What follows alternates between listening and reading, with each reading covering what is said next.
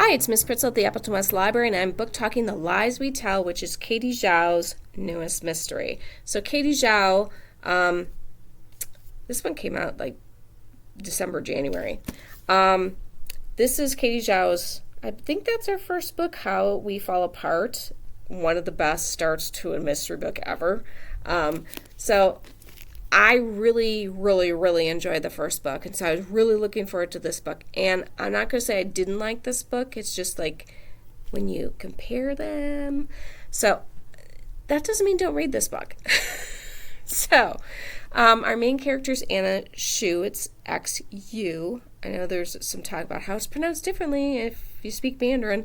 And Anna's coming back from Beijing, and she's going to be starting college.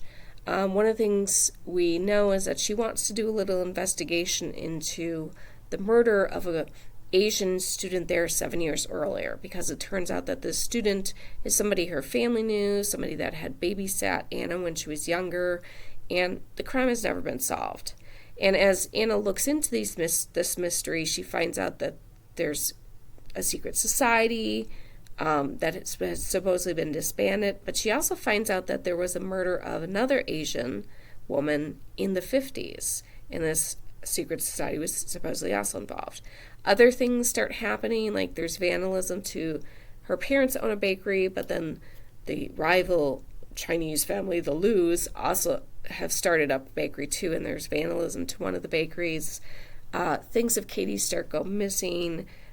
Somebody she friends on an app, and she tells a lot of things to this person. Turns out not to really be the person she thought it was.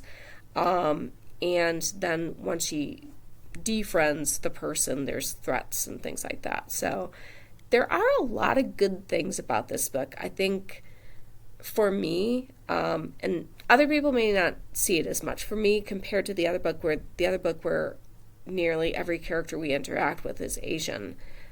This story is set in a smaller town in Michigan, not very diverse. The university is a little bit more diverse, but it's still not as diverse as New York City, where the other book takes place.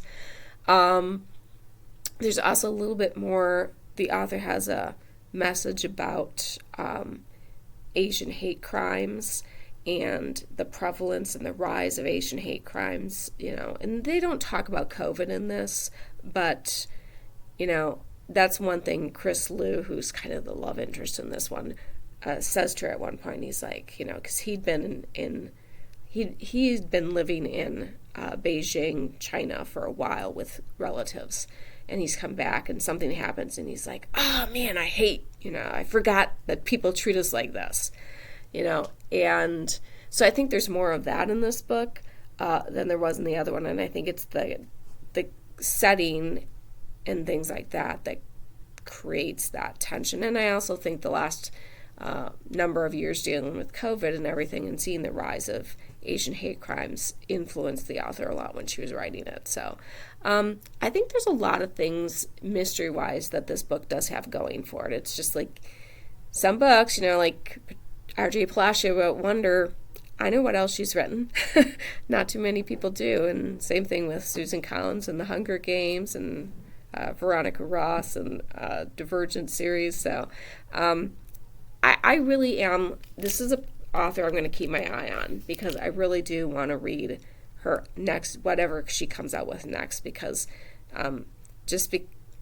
like I said, sometimes you weigh books and you're like, I didn't like that one as much, but it doesn't mean I hated it. I did not hate this book. I liked this book. So I hope you will come in and check out a mystery, whether it's Katie Zhao mystery or not, or check out something else. I'd be happy to help you find whatever else you want to read, because that's one of the things I love to do in my job.